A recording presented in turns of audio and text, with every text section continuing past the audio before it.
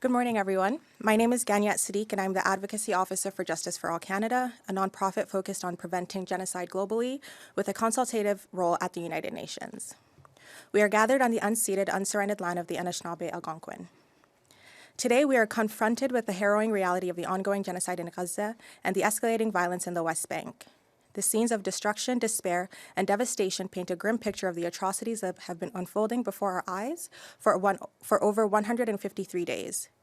Today, on International Women's Day, it is impossible to ignore the severe complicity of the Canadian government in the suffering and the violence being faced by Palestinian women and children. The gendered impacts of this genocide and the violence are beyond comprehension. Over 8,620 women have been ruthlessly killed.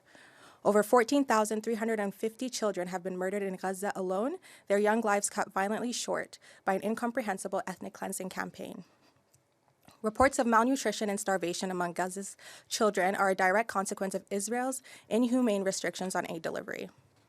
In the face of such unspeakable suffering, Canada's decision to cut funding to UNRWA is nothing short of reprehensible. This decision not only deprives vulnerable Palestinian women and children of critical services, but also contradicts our nation's humanitarian commitments and priority of empowering women around the world. By reducing support to UNRWA, Canada is complicit in the suffering of Palestinian women and girls, denying them access to essential healthcare and reproductive services. This is not feminism, this is hypocrisy. Today, on this International Day celebrating women across the globe, we condemn in the strongest terms the Canadian government's role in enabling these egregious violations of human rights violations against Palestinian women and children. We demand justice for the countless lives lost, for the future stolen, and for the human dignity that has been trampled upon under the weight of oppression. Our distinguished speakers will be speaking in more detail about the gendered impact of the genocide in Gaza, as well as violence in the West Bank on women and children. I would now like to introduce our first speaker, Monalisa Ghadban, the co-founder and creative director of Films for Palestine, a grassroots initiative focused on raising awareness and fostering dialogue in the community about film, occupation, and Palestinian life.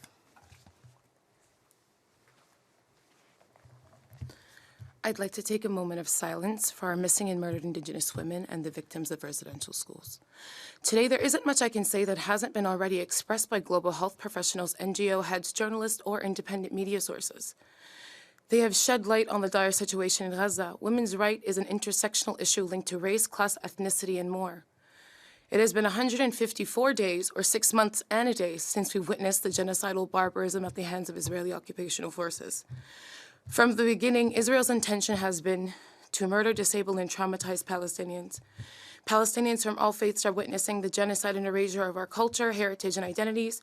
As a Palestinian, Canadian, and diaspora, I find myself grieving the loss of my identity, which each passing day I will never experience Palestine, Jerusalem, where my dad is from, or Ramle, my mother's hometown, and for the continued siege of Palestinian territory. There is widespread famine and malnourishment as long-awaited humanitarian aid trucks are obstructed by extreme right settlers at the Karim Shalom border crossing.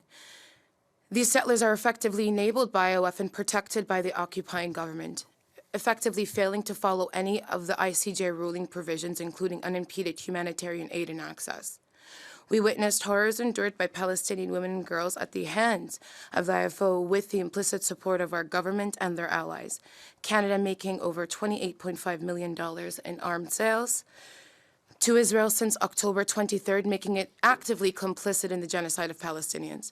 This is only furthered and the ongoing occupation of home and land in Gaza. The IFO have torn apart families and destroyed homes, even cooking inside abandoned kitchens as a way to dehumanize Palestinians, a reminder of homes they no longer have. In addition to fetishizing Palestinian women's bodies by posting pictures of Gazans' women's undergarments while using derogatory, perverted, and racial slur, robbing Palestinian women of any privacy and being broadcasted to the world for social media to see.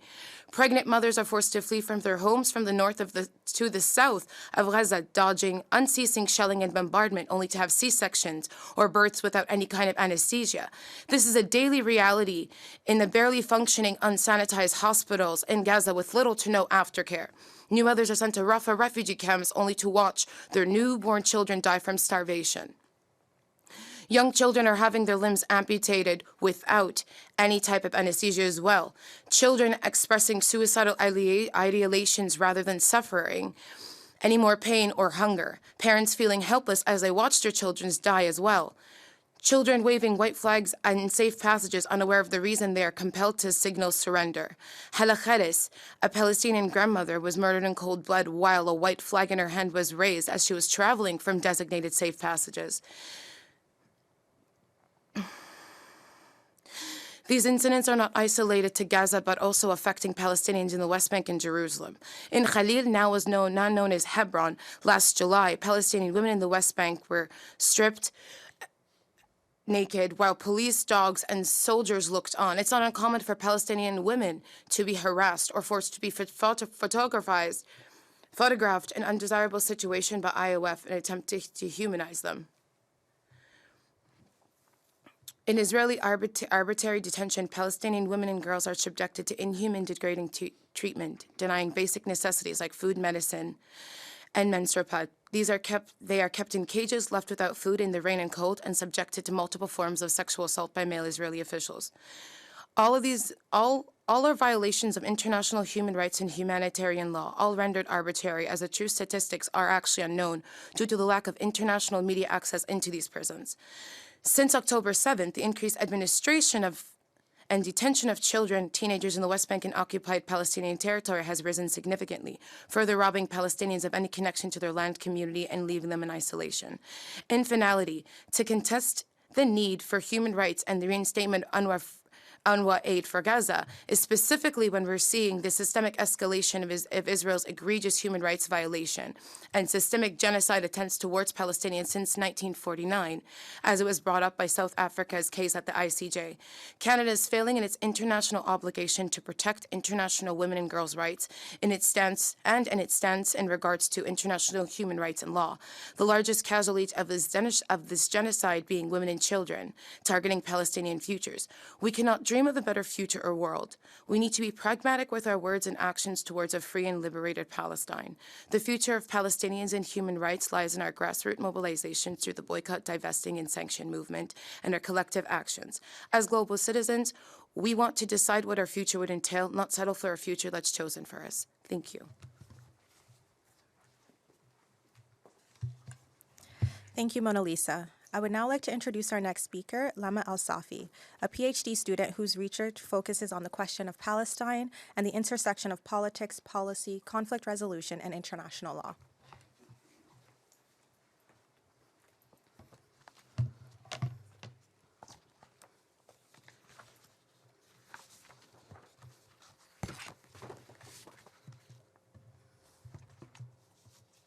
Hello. My name is Lama Alsafi. I would like to extend my gratitude to Justice for All Canada for inviting me to speak today. It's my honor to address you today on International Women's Day.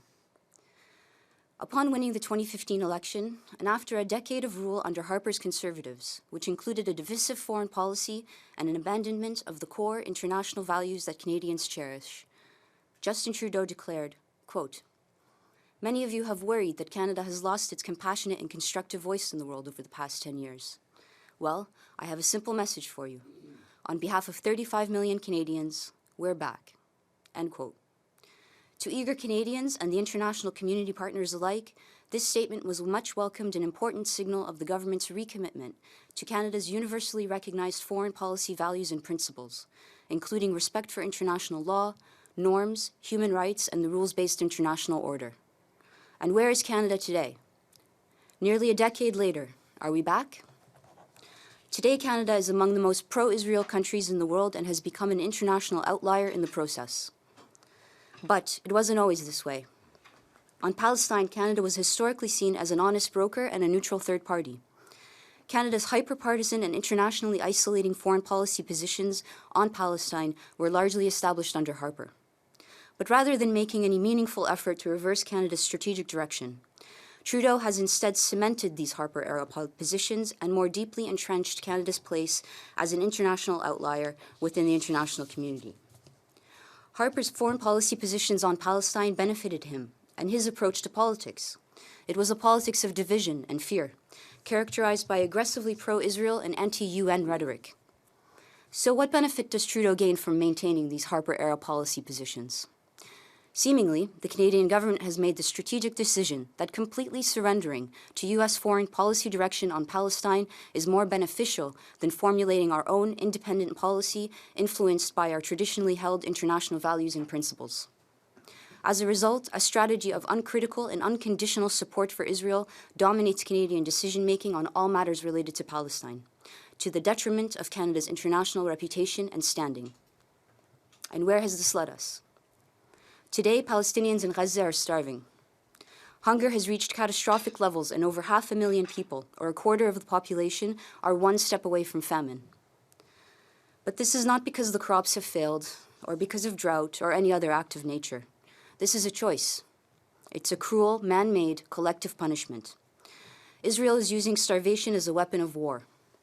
It's a crime and an intentional act of genocide by Israel against Palestinians, and Canada is complicit. Directly after the U.S., and only hours after the International Court of Justice decision ordering provisional measures against Israel, where the court found that Israel is plausibly committing genocide, Canada cut funding to UNRWA. UNRWA is now and has always been a lifeline for Palestinians. And Canada's decision to cut funding, hours after the ICJ ruling, based on unproven allegations, and during an act of genocide, represents an astounding moral failure. By cutting UNRWA funding, Trudeau is collectively punishing innocent Palestinians in Gaza and Palestinian refugees across the occupied West Bank, Jordan, Lebanon, and Syria. This decision means Canada is politicizing humanitarian funding for Palestinians while destabilizing the UN system in order to achieve the broader goal of unconditional support for Israel. And it follows the dangerous precedent set by Harper in 2010, where he also cut funding to UNRWA. Today, Canada stands shoulder to shoulder, unconditionally and uncritically, with Israel as it enacts its war of revenge on Gaza. It's Israel's war on hospitals, schools, churches, and mosques. It's Israel's war on the elderly, disabled people, on women, men, and children. It's a war against international law and norms and human decency. And as we know, during times of crisis, it's women and children who suffer the most. Since October 7th, Israel has killed over 30,000 Palestinians in Gaza, 70% of whom are women and children. Israel has killed an average of 63 women every day, and 1 child every 10 minutes. Every day, Israel kills an average of 37 mothers in Gaza. Breastfeeding babies are dying of malnutrition because their mothers are starving and unable to produce breast milk. In northern Gaza, 1 in 6 children is acutely malnourished. Women are eating less and less often to save food for their children and for their families. Ending the genocide in Gaza is a feminist issue.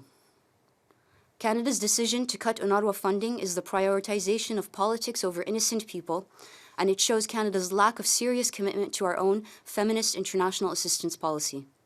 So, is Canada back? Has Trudeau reclaimed Canada's compassionate and constructive voice in the world? If you ask the majority of Canadians who want a ceasefire, or the thousands of Canadians protesting every week since the start of Israel's war on Gaza, or starving women in Gaza who will be directly impacted by Canada's cuts to UNRWA, you might get the same answer. Today, I have the privilege to use my voice to speak on behalf of the women in Gaza who are not able to be heard. I'm calling on Prime Minister Trudeau and the Canadian government to reclaim Canada's compassionate and constructive voice in the world. Prime Minister Trudeau, will you restore funding to UNRWA, a lifeline for Palestinians in Gaza facing a genocide, and ensure that we put the lives of innocent people over politics? And will you call for an immediate and unconditional ceasefire, not via a joint statement with New Zealand and Australia, not via a UN vote, but with your own words, standing in front of Canada and the world as you did nearly a decade ago when you declared with conviction that Canada was back? I challenge you to make the moral choice.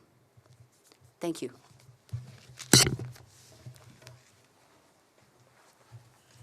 Thank you, Lama. I would now like to introduce Nihad Jasser, a Palestinian Canadian who is a project management professional public servant and a proud mother of 4.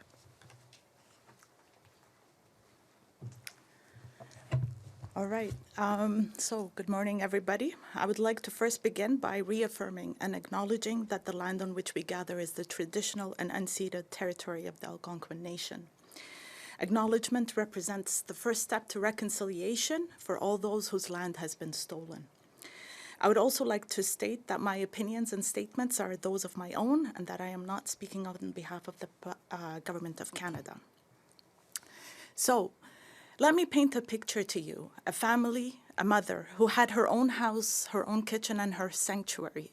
She's surrounded by her family, laughter, fighting, all the sounds that make a house a home. Then going from being a homeowner to owning nothing, to being a stat and a number. You go from a home to a tent with your small children, your teenagers, your family, whoever it may be. Just imagine what that is like. No running water, no electricity, no sewage, no warmth, no safety. Imagine that mom giving birth to a small child, and she uses warm water bottles to try to keep that child warm. But despite all her efforts, that child dies, and they die from malnutrition. You would think that the situation that I just described is something that's a reflection of today's events by the apartheid state of Israel. But today's events are nothing but a repeat of these events happening over and over again to the people of Palestine. And through all this, the women of Palestine remain steadfast. Their enduring strength lies solely in their unwavering hope for a better future. And that specific scene that I just painted for you is actually my grandmother's story from 1948. So, the Palestinian women's struggle with the apartheid state of Israel did not just start, it is 76 years old. So on this day of International Women's Day, I sit in the comfort of my home, in the safety that I live in. And I wonder, how can I, as a Palestinian woman, how can I adequately convey their experiences and celebrate them? I can share the stats with you and numbers, but I am a firm believer that we are not numbers. Whether it's 1 or 1 million, you must stand up for women and girls. So let us stand up for the women being arbitrarily detained in jails. These women have been physically abused and have faced various forms of sexual abuse, which constitute grave violations of international human rights and humanitarian law. Let us stand up for the women who were shot dead when they tried to recover their child's dead body lying in the street because he was killed by settler violence or Israeli soldiers on their way back home from school. Let us stand for the women that are forcibly shaken awake in the middle of the night by Israeli soldiers that then made them stand by to watch as they beat their husbands, shoot their sons, and detain their daughters. And a quick note here, children as young as 12 have been detained in Israeli prisons. Let us stand up for the women living through the genocide in Gaza today that are trying to find food and water for their children when their stomachs hurt from the pangs of hunger and dehydration.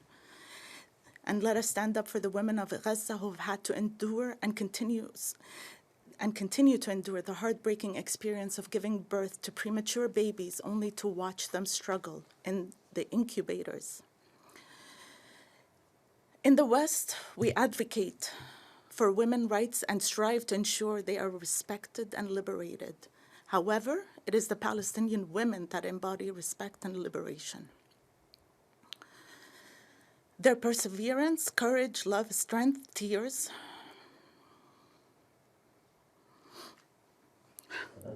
Sorry. All right.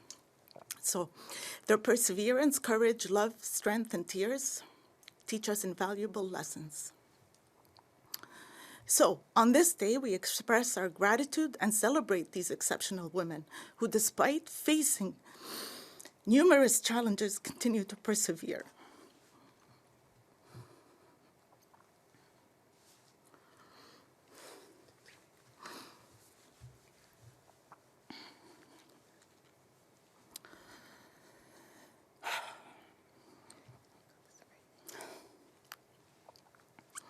But today, we will not celebrate as usual. On this International Day for Women, on March 8, 2024, as the genocide in Gaza continues, we echo what thousands and millions have been asking for more than 150 days. Canada must exert pressure on Israel to thoroughly investigate instances of rape and sexual assault against Palestinian female detainees. I'm not a public speaker. So, Canada must end its complicity in starving the Palestinians in Gaza and must condemn Israel's violations of international laws. Canada must immediately end all arms trade with the apartheid state of Israel, and Canada must honor the ICJ ruling and pressure Israel to a ceasefire and end the genocide on the Palestinians in Gaza. From the river to the sea, free Palestine. Thank you so much, Nihad, and thank you to all of our speakers for telling us a little bit more about the gendered impact of the genocide in Gaza. Today, Justice for All Canada has a report detailing in more details what's going on. So just to summarize, we call on the Canadian government to acknowledge and condemn the gendered violence committed against women and girls in both Gaza and the West Bank. Israeli forces should be mentioned as perpetrators of these grave crimes. It has been over a month since the ICJ ordered Israel not to commit acts of genocide. Despite this fact, the killing and human rights violations continue. Canada must urgently take a leadership role in ending these injustices and utilize diplomatic pressure to secure a permanent and unconditional ceasefire. And lastly, Canada must immediately restore funding to UNRWA, a critical humanitarian organization for Palestinians. Thank you. Please conclude the press conference. Thank you very much. Thank you.